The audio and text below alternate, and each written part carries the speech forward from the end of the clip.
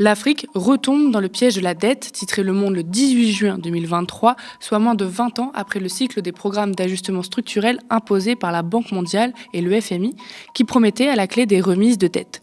Comment, Thomas, expliquer ce cycle infernal? Comment on en est arrivé là?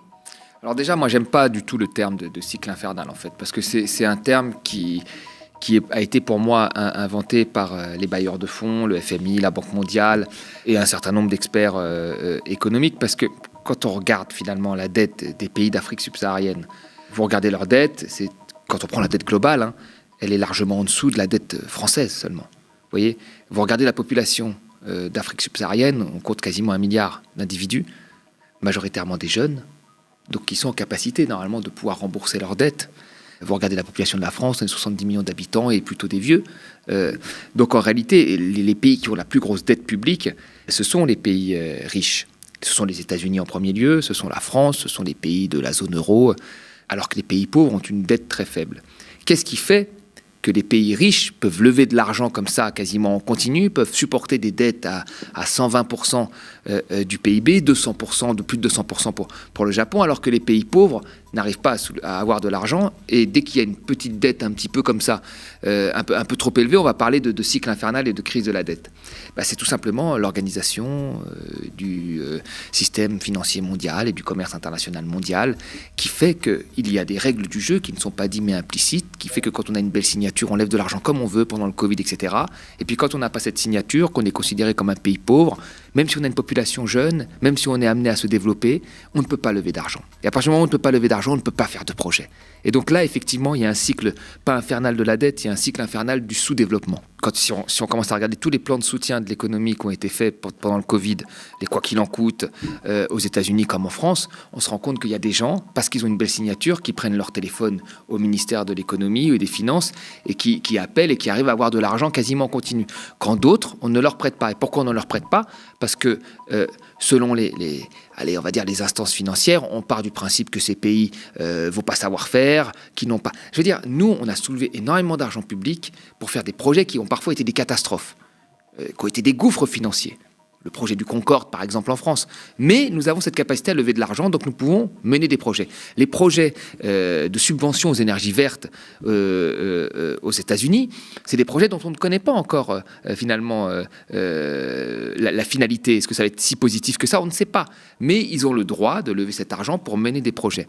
Et c'est le cas partout. Quand vous êtes une entreprise privée, vous commencez, vous avez besoin d'argent. Sinon, vous ne pouvez pas acheter des facteurs de production et embaucher des gens. Quand vous êtes un pays pauvre, c'est pareil. Vous avez besoin d'argent pour de l'investissement public, pour créer des entreprises publiques, pour créer des administrations publiques, etc., des hôpitaux, des écoles, etc. Si vous n'avez pas accès à cet argent ou accès en faible quantité, vous ne pouvez pas faire ça. C'est tout. C'est tout. Je veux dire, dans les pays riches, et c'est le cas de la France, mais dans d'autres pays riches, le premier employeur, c'est l'État. Je veux dire, donc chez eux, c'est pas possible. Et pourquoi c'est pas possible? Parce que le système financier fonctionne de telle sorte qu'ils ne veulent pas prêter de l'argent à ces pays-là. Donc ils ont recours à des créanciers chinois. Ce n'est pas une si mauvaise chose en réalité. C'est pour ça que la Chine s'est installée très rapidement dans les pays africains. C'est qu'il leur permettait d'avoir des liquidités, ce que le système financier ne leur permet pas. Et puis après, il y a aussi une forme de chantage qui s'installe entre les institutions de Bretton Woods, le FMI, qui a la capacité d'annuler les dettes ou de leur redonner de l'argent en tant que prêteur de dernier recours, ce que ne font pas les banques, et qui leur impose en même temps des politiques d'ajustement structurel, c'est-à-dire qui ont changé de nom maintenant, qu'on appelle documents de réduction stratégique de la pauvreté, mais qui ont la même philosophie à la base, qui est celle de libéraliser les marchés, de permettre les investissements directs étrangers, ce qui profite aux compagnies étrangères, ce qui leur demande de faire des économies sur la dépense publique, donc qui leur dit d'ouvrir l'économie à l'extérieur, ce qui leur permet pas en fait d'amorcer même une création possible d'entreprises nationales, parce qu'elle se fait bouffer tout de suite par des concurrents qui sont bien installés, qui sont puissants de l'extérieur.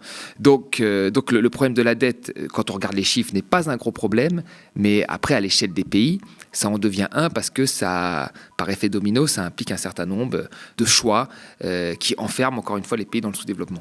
Est-ce que la crise de la dette peut se transformer en crise de développement? C'est quoi les conditions pour qu'un pays se développe? Vraiment, il faut avoir en tête que tout, comme je l'ai dit à la question précédente, une entreprise privée, parce qu'on parle souvent de la dette publique, mais il y a aussi des dettes privées, une entreprise privée comme un État, ils ont besoin de financement. tous les lancements de grands projets, le parc nucléaire, tout ce qu'on a fait en France, les chemins de fer, on a besoin à la base de financement. Donc on ne peut pas faire de politique économique sans financement. C'est ça le nerf de la guerre. C'est pour ça que quand il y a eu ce microcrédit qui a été créé, dont beaucoup de gens ont dit que c'était génial, parce que c'était des financements finalement accordés aux gens pour qu'ils montent leur entreprise. Il y avait cette idée en fait dans la tête des gens qu'on développe un pays avec les entrepreneurs. C'est une partie importante, mais ce n'est pas la partie principale. Il faut une industrie lourde. Ces pays-là exportent du pétrole, exportent du cacao, exportent des matières premières, mais ces matières premières qu'ils exportent sont souvent transformées dans d'autres pays. Et la transformation, c'est elle qui crée des emplois. Quand vous avez une compagnie étrangère qui s'installe, je prends toujours l'exemple moi, du Congo-Brazzaville, que je connais bien. Le Congo-Brazzaville, à plus de 90%, il exporte que du pétrole. D'accord ? Ce pétrole est produit par qui ? Est exploité par qui ? Par des compagnies majoritairement privées. 60% Total, 30% Eni. L'italien, 90% de compagnies. Après, vous avez un peu de compagnies par-ci par-là privées. La compagnie publique des pétroles congolais, elle est incapable de faire un forage. Elle est incapable d'exploiter l'ensemble de son pétrole. Elle récupère une partie de l'argent, mais elle est incapable de l'exploiter. Donc, toutes les connaissances sur la production, sur les réserves, toutes les quantités, les volumes de production sont décidés par la compagnie privée, qui ne dépend pas du pays.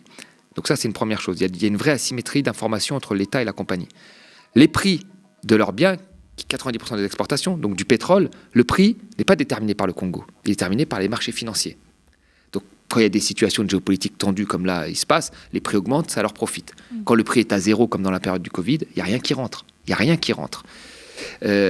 Donc on voit bien qu'il y a une très forte dépendance. Et ensuite, ce produit est exporté, transformé en France ou ailleurs, et l'État congolais rachète de l'essence à ces pays-là. Donc la réalité, c'est qu'il faudrait qu'il y ait une industrie qui puisse transformer cette production sur place, et c'est celle-là qui créerait des emplois, des raffineries, de la distribution, etc. Mais pour avoir ça, qu'est-ce qu'il faut ? Il faut des financements pour financer l'industrie lourde. C'est pas avec 1 euro de microcrédit que tu vas financer une industrie lourde. Et ces financements, si les banques ne veulent pas les prêter, qui est-ce qui va prêter ? C'est la Chine, mais la Chine c'est un pays, il va le prêter sous certaines conditions, conditions parfois sur accès à des matières premières ou de partage de production plus avantageux pour elles. Et donc ça ne leur permet pas d'être complètement indépendants.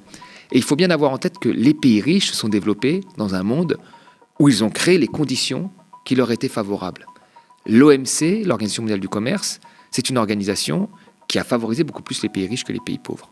Le système financier, avec des banques majoritairement européennes et américaines, il favorise les pays riches. Et donc les pays riches lèvent des fonds énormes pour faire leurs projets, quand les pays pauvres, pour faire des projets que nous connaissons, c'est-à-dire faire des choses que nous connaissons, des raffineries, des industries alimentaires, agricoles, nous connaissons, nous savons faire ça. Et eux n'arrivent pas à lever de l'argent. Si demain on me donnait les commandes, moi, du Congo, Brazzaville, et qu'on me disait quelle est la formule dans les conditions actuelles pour le sortir du sous-développement et faire en sorte que l'économie décolle, ce serait extrêmement compliqué. Et je vous dirais que je n'ai pas la solution. Parce que c'est un pays, en fait, qui n'a pas du tout les manettes du développement. Parce qu'il n'a pas accès au financement, comme j'ai dit. Parce qu'il ne maîtrise pas le bien principal qu'il produit. Parce qu'il ne maîtrise pas le volume et le prix. Et donc développer un pays dans ces conditions, c'est extrêmement difficile. Donc la corruption, en réalité, c'est un effet collatéral. Le vrai problème, c'est l'Organisation mondiale du commerce et du système financier comme il a été créé.